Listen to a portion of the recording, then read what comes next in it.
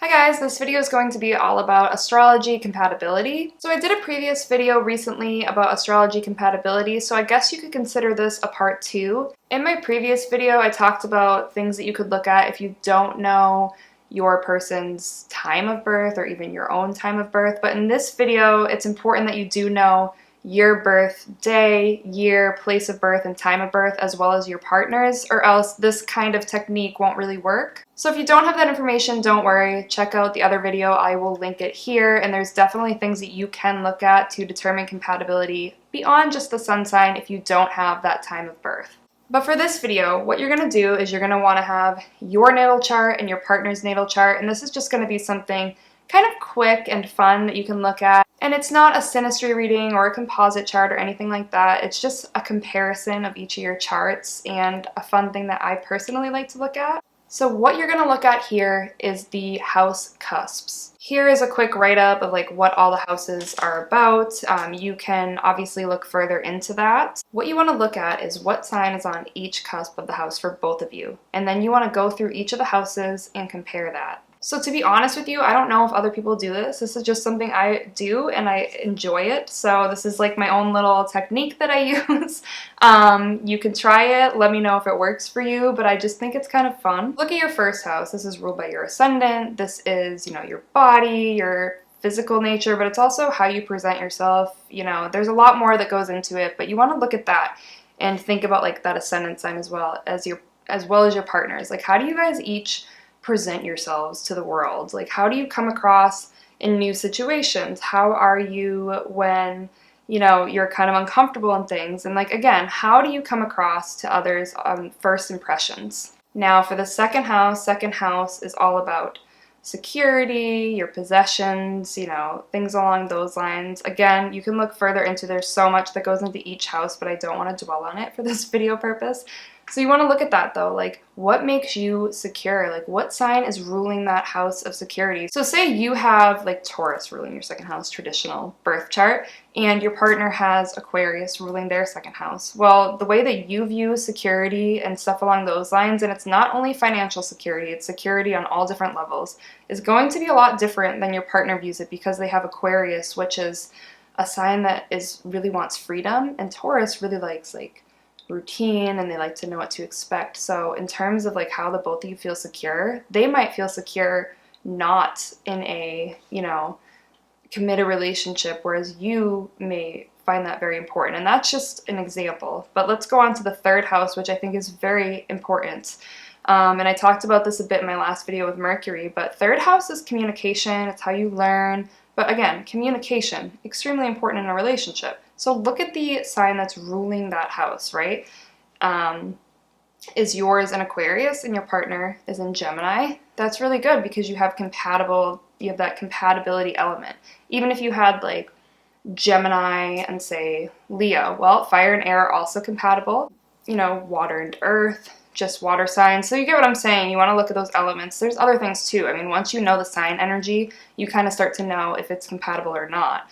Like opposite signs can be compatible with one another. Signs, obviously, that trine, that's all in the same element. But even signs that are 5 signs apart, there's a lot of like karmic, exciting energy, intensity that comes with those placements. So those are not incompatible elements though. So it's not all about the elements. I'm just trying to make it as simple as possible.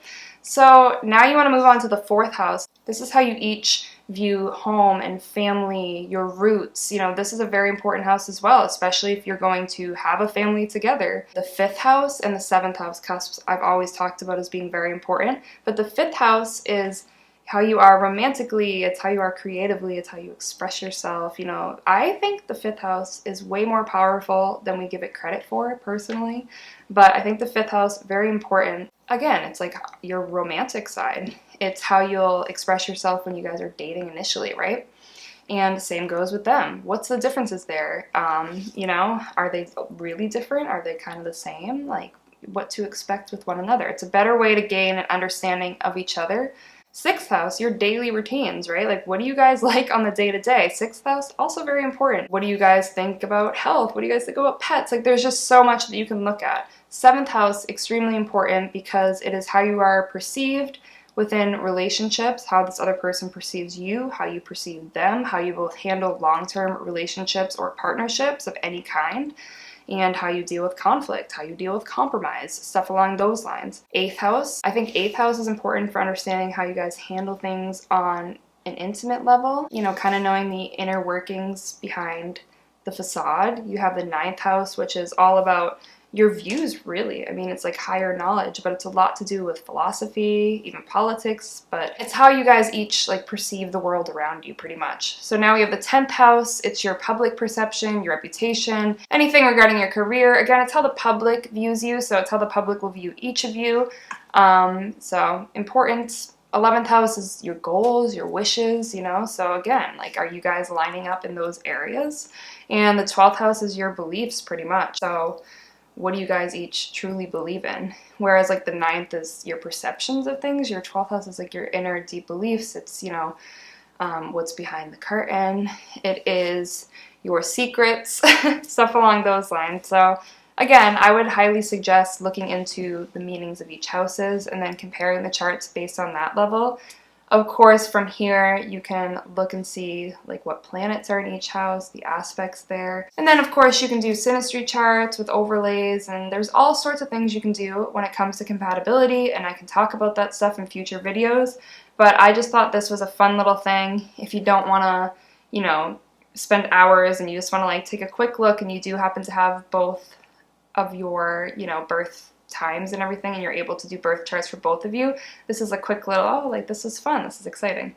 You can also look too at like interceptions and see if either of you have those, which is when there's certain signs that don't have a cusp. Like, I actually have it in my chart. I'll put it here so you can see I have Capricorn and Cancer. Neither of them are on a house cusp, so you can look into that and see if, you know, either of you have that. Is there energy in the chart that is not designated to each of the house cusps, and kind of what that means for both of you? Basically, it means you could have trouble expressing the sign's energy or fully understanding it, so interesting things to keep in mind as well.